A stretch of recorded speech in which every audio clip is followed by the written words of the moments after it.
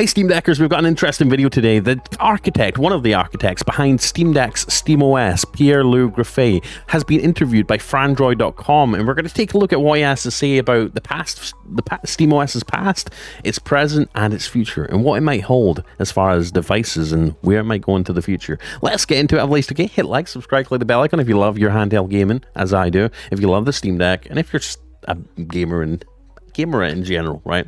Anyways, let's get into it. So let's start with the making of SteamOS. So Pierre-Loup Griffais basically shared with Frandroid. He said, "For us, this is a long-standing initiative. He's been at the helm since 2012, leading the charge from the creation of Proton, the compatibility layer between Windows and Linux that allows Windows games to run on SteamOS, obviously, to the launch of SteamOS 3.0 with the Steam Deck. And this OS has evolved significantly, aiming to merge console ease with PC versatility. And we've seen constant updates, iterations, beta branches, all this sort of stuff. You know, it's constant updates on SteamOS. It's consistently got better every other day. Every time I pick up the Steam Deck, there's a new update for it, which is fantastic. So it shows that they're really supporting it, right?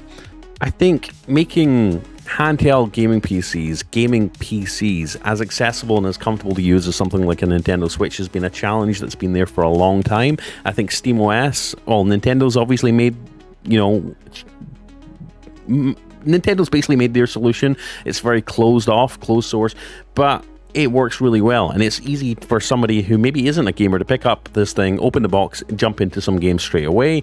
SteamOS is obviously a new version of that Valve have developed, and if you've seen a lot of Windows gaming handhelds like the Lenovo Legion Go, the ROG Ally, they run just Windows, right? Windows is not touch optimized. It's not a console-like experience, and companies like Lenovo and Asus have obviously did their best to try and, you know, make up for that with their own software overlays like Legion Space and Asus's Armory Crate. It's all right, it's pretty decent, it's getting there, but it's no substitute for an actual operating system designed to be used on a handheld gaming PC. And obviously Valve has done great with that with the SteamOS, but Windows haven't really tried. But there is rumors that they are working on a new interface for Windows that will work with their new Xbox gaming handheld.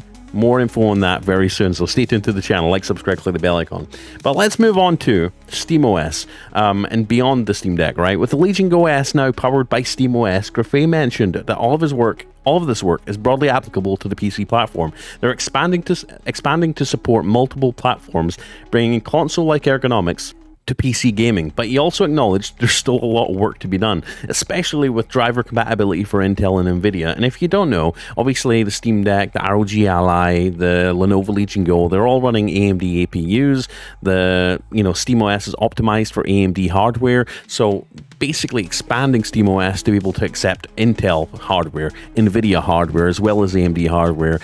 It's going to be a lot of work, but I think they're up to the challenge, and they're obviously wanting SteamOS to be able to run on anything, on any hardware, and I think that's really awesome, and I'm excited to see it. But before we get into the video, guys, check all the links down below in the video description for the best tech you could find, hands down. We've got all the best tech of the year, all the best PS5 Pro accessories and PS5 accessories, all the best Steam Deck accessories if that's your thing, and the best coffee ever made by mankind with nootropic mushrooms that just improves your health. And talking of health, if you want to invest in your sleep and your health overall, the best smart ring that tracks your sleep and tracks basically a bunch of body metrics for you, the Ultra Human Ring Air. Use my links down below to save money right now. Click them, click them, click them. Anyways, enjoy the rest of the video. Now let's talk about the challenges in community collaboration, right? When discussing the challenges of making SteamOS universally accessible, Griffais highlighted it's a matter of priorities. He also spoke on community contributions, stating, quote, "If something is already done and meets our standards, we use it." Now this approach has helped integrate community-developed components into SteamOS, like Input Plumber for the Legion Go S. And here's a hypothetical. Could this model of open-source collaboration lead SteamOS to become the go-to OS for all gaming handhelds? I would hope so. That'd be really awesome. I think Windows needs some competition, right? And I hope studios, development studios, publishers all embrace SteamOS as a platform, and I think that's something that will happen over time. Obviously, a lot of games with DRM, with anti-cheat, they're a bit hesitant to support Linux because it is a smaller gaming, you know, a smaller base, a smaller customer base, and it's not worth, for them at least, from what they've said, the resources to develop, you know, and extend their anti-cheat to Linux. So that's kind of a roadblock that we've hit right now, but hopefully that changes over time. So let's talk about the future of gaming on SteamOS. So Griffais also said on the future of SteamOS, he says, quote, "It's always been a long-term project. There's no strict roadmap, but the focus is on incremental expansion, potentially beyond handhelds." He mentioned we're not there yet, to give priority to a Steam machine, but the door isn't closed, so we might see the return of the Steam machines, which would be awesome. I think the first time around they weren't that great. I think big picture mode on Steam just wasn't there. It's nowhere near as intuitive and as comfortable to use as SteamOS, so I'm excited to see that. It's good that they're keeping that door open. So yeah, let me know. With it becoming more versatile, would you like to see a resurgence of the Steam machine? Would you buy one? Would you buy a little Mac Mini shaped or sized gaming PC that you could slip under your TV in your living room that runs SteamOS? Let me know in the comments. That'd be really cool, right? But let's move on. A new era for PC gaming. So Pierre-Loup sees SteamOS not just as a Windows killer, but as a choice provider. He says, quote, "If a user has a good experience on Windows, there's no problem." Unquote. He's optimistic about the anti-cheat solution situation, believing it will improve as SteamOS user base grows, which we kind of assumed. Obviously, a lot of developers, especially the developer behind Apex Legends, basically pulled support for the Steam Deck because they weren't willing to, invest in the infrastructure and the development time to basically update their anti-cheat software to run on Linux. The user base wasn't big enough for them to justify doing that. But I would like to see that change in the future.